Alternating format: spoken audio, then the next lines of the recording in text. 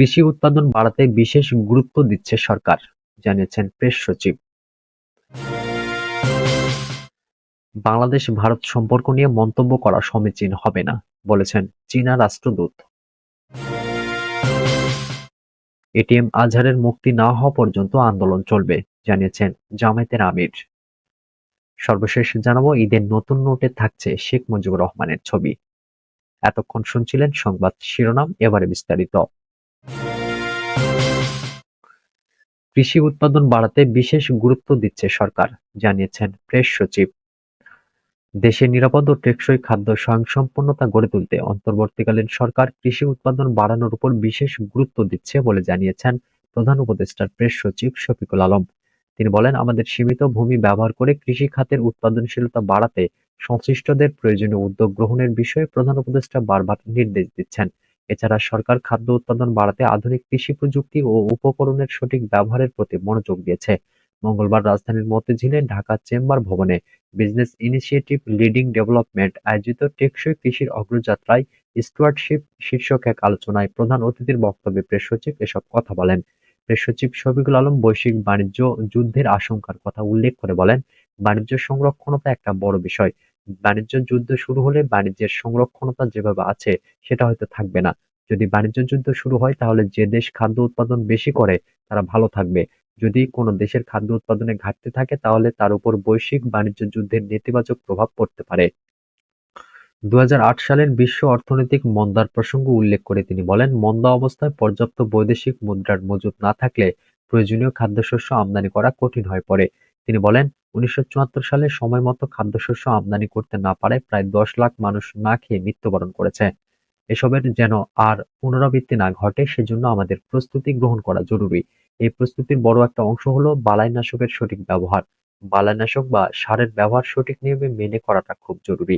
Press সচিব বলেন, কৃষি প্রযুক্তি ব্যবহারে পিছিয়ে থাকার কারণে আমরা প্রত্যাশা অনুযায়ী উৎপাদন বাড়াতে পারিনি। কৃষি উৎপাদন বাড়াতে বড় বড় কর্পোরেট প্রতিষ্ঠানকে কন্ট্রাক্টিং ফার্মে এগিয়ে আসার আহ্বান জানান তিনি।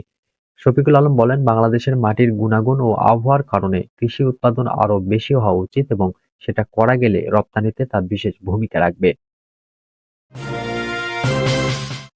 বাংলাদেশ-ভারত সম্পর্ক নিয়ে মন্তব্য করা সমীচীন হবে না, জানিয়েছেন চীনা রাষ্ট্রদূত। বাংলাদেশ ও ভারতের সম্পর্ক নিয়ে মন্তব্য করতে নারাজ ঢাকায় নিযুক্ত চীনের রাষ্ট্রদূত ইয়াও ওয়েন। রাষ্ট্রদূতের ভাষ্য, চীনা রাষ্ট্রদূত হিসেবে দুই দেশের সম্পর্ক নিয়ে কোনো মন্তব্য করা সমীচীন হবে না। মঙ্গলবার ঢাকার চীন দূতাবাসে বাংলাদেশ-চীন সম্পর্ক নিয়ে এক সংবাদ সম্মেলনে সাংবাদিকদের এক প্রশ্নের জবাবে এসব কথা বলেন তিনি। ৫ আগস্টের পর বাংলাদেশ ও ভারতের সঙ্গে দ্বিপক্ষীয় সম্পর্কে টানাপোড়েন চলছে। এ বিষয়ে রাষ্ট্রদূতের মন্তব্য কি জানতে চাইলে তিনি বলেন, চীনা রাষ্ট্রদূত হিসেবে বাংলাদেশ-ভারত সম্পর্ক নিয়ে আমার কোনো মন্তব্য করা সমীচীন হবে না। এটা দুই দেশের দ্বিপক্ষীয় বিষয়। দুই দেশকে দ্বিপক্ষীয় উপায়ে এ সমস্যার সমাধান করতে হবে। আমি এ বিষয়ে কোনো মন্তব্য করতে পারি না।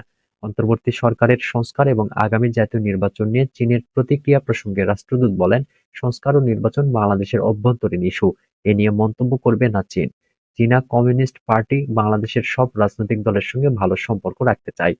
চীনা রাষ্ট্রদূত জানান, ৮ আগস্ট অন্তর্বর্তী সরকার গঠনের পর থেকে ৩০টি চীনা প্রতিষ্ঠান বাংলাদেশে বিনিয়োগের জন্য চুক্তি স্বাক্ষর করেছে।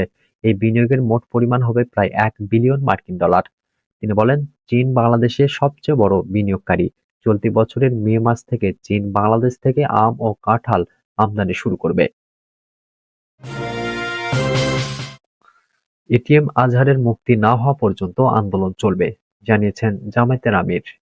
বাংলাদেশ জামায়াতে ইসলামীর আমির ডাক্তার শফিকুর রহমান বলেছেন, আওয়ামী ফ্যাসিবাদের জুলুমের শিকার রাজনৈতিক নেতৃবৃন্দের অনেকেই মুক্তি পেয়েছে, এতে আমরা আনন্দিত। কিন্তু কেন জামায়াতে ইসলামীর সাবেক ভারপ্রাপ্ত সেক্রেটারি জেনারেল মজলুম জননেতা এটিএম আজহারুল ইসলামের মুক্তি হয়নি এবং হচ্ছে না প্রশ্ন রেখে আমিরে জামায়াত বলেন, আমরা চেয়েছি অন্তর্বর্তীকালীন সরকার বৈষম্যহীনের উদাহরণ সৃষ্টি করবে, কিন্তু কাউকে মুক্তি দিবে কাউকে মুক্তি দিবে না, সরকারের এমন কর্মকাণ্ডে জাতি আশাহত হয়েছে। তিনি বলেন, স্পষ্ট করে বলতে হয়, অনতিবিলম্বে এটিএম আজহারুল ইসলামকে মুক্তি দিতে হবে। জামায়াতে ইসলামীর নিবন্ধন ও প্রতীক ফেরত দিতে হবে। নতুবা জামায়াতে ইসলামী রাজপথে গণতান্ত্রিক আন্দোলন চলমান রাখবে এবং আন্দোলনের মাধ্যমে দাবি আদায়ে সরকারকে বাধ্য করা হবে। মনে রাখতে হবে, ফ্যাসিবাদের পতন হয়েছে, ফ্যাসিবাদের জুলুম ধরে রাখা যাবে না, সকল জুলুমের কবর রচনা করতে হবে। মঙ্গলবার বিকেলে পল্টন মোড়ে বাংলাদেশ জামায়াতে ইসলামী ঢাকা মহানগর কর্তৃক এটিএম আজহারুল ইসলামের মুক্তির দাবিতে আয়োজিত বিক্ষোভ সমাবেশে প্রধান অতিথির বক্তব্যে তিনি এসব কথা বলেন। এ সময় আমিরে জামায়াত আরো বলেন, আওয়ামী লীগের রাজনৈতিক প্রতিহিংসার শিকার জামায়াতে ইসলামী। জামায়াতে ইসলামীর শীর্ষ নেতৃবৃন্দকে আওয়ামী লীগ বিচারিক হত্যা করেছে। যখন দলের ভারপ্রাপ্ত সেক্রেটারি জেনারেল দায়িত্ব পালন করেছে এটিএম আজহারুল ইসলাম, তখন আওয়ামী লীগ তাকে আটক করে মিথ্যা মামলা দিয়ে বিগত ১৩ বছর কারাগারে বন্দী করে রেখেছে। ফ্যাসিবাদের ভাষায় নয়, রাজনীতির ভাষায় কথা বলতে রাজনৈতিক দলের নেতৃবৃন্দের প্রতি আহ্বান জানিয়ে ডাক্তার শফিকুর রহমান বলেন, জামায়াতে ইসলামী এক আল্লাহ ব্যতীত কাউকে ভয় করে না, কারো কাছে মাথা নত করে না। বহু আপোষের প্রস্তাব জামায়াতে ইসলামী ছুঁড়ে ফেলে দিয়েছে। কারা কোথায় মাথা নত করেছে তা আমাদের জানা আছে, তথ্যও আছে। জামায়াতে ইসলামী কারো চোখ রাঙানিকে ভয় করে না, বরং সকল অপশক্তি ও ফ্যাসিবাদের নিপাত করতে জানে। ঈদের নতুন নোটে থাকছে শেখ মুজিবুর রহমানের ছবি। আগামী ১৯ মার্চ ঈদুল ফিতর উপলক্ষে বাংলাদেশ ব্যাংক বাজারে ছাড়বে ৫, ২০ ও ৫০ টাকার নতুন নোট।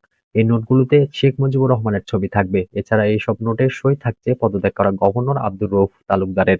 তবে ঈদুল আজহার সময় বাজারে যে নোট ছাড়া হবে ওই নোটে শেখ মুজিবুর রহমানের ছবি থাকবে না। মঙ্গলবার বাংলাদেশ ব্যাংকের মুখপাত্র ও নির্বাহী পরিচালক আরিফ হোসেন খান গণমাধ্যমকে এসব তথ্য নিশ্চিত করেছেন। মুখপাত্র জানান, বাংলাদেশ ব্যাংকের কাছে এই মুহূর্তে বিপুল পরিমাণ আগের ছাপানো নোট রয়েছে। এই নোটগুলো বাতিল করলে বিপুল অঙ্কের অর্থের অপচয় হবে। কেন্দ্রীয় ব্যাংক এই অপচয় করতে চাচ্ছে না, এজন্য আগে ছাপানো নোটগুলো ঈদুল ফিতর উপলক্ষে বাজারে ছাড়বে। তবে আগামী এপ্রিল-মে মাস নাগাদ নতুন ছাপা নোট বাজারে আসবে। সংশ্লিষ্ট সূত্রে জানা যায়, এ মুহূর্তে কেন্দ্রীয় ব্যাংকের কাছে শেখ মুজিবুর রহমানের ছবিযুক্ত প্রায় ২০,০০০ কোটি টাকার নোট রয়েছে। এসব নোট পর্যায়ক্রমে বাজারে ছাড়ার বিষয়ে সিদ্ধান্ত রয়েছে। বর্তমানে বাংলাদেশে ১, ২, ৫, ১০, ২০, ৫০, ১০০, ৫০০ ও ১,০০০ টাকার ১০টি কাগজের নোট প্রচলন আছে। এর মধ্যে ২ টাকা থেকে শুরু করে ১,০০০ টাকা পর্যন্ত সব কাগজের নোটে শেখ মুজিবুর রহমানের ছবি আছে। কোনো কোনো নোটের দুই পাশে শেখ মুজিবের ছবি আছে। এছাড়া ধাতব মুদ্রাগুলোতেও তার ছবি আছে। নতুন করে নোটের নকশার যে প্রস্তাব চাওয়া হয়েছে সেখানে শেখ হাসিনা সরকারের সময় ছাপানো নোটের ডিজাইন পরিবর্তন হবে এবং শেখ মুজিবুরের ছবি থাকবে না বলে জানান সংশ্লিষ্টরা। ওই নোটে শেখ মুজিবের জায়গায় ধর্মীয় স্থাপনা, বাঙালি ঐতিহ্য এবং জুলাই বিপ্লবের তোলচিত্র বা গ্রাফিতি যুক্ত হবে বলে জানা গেছে।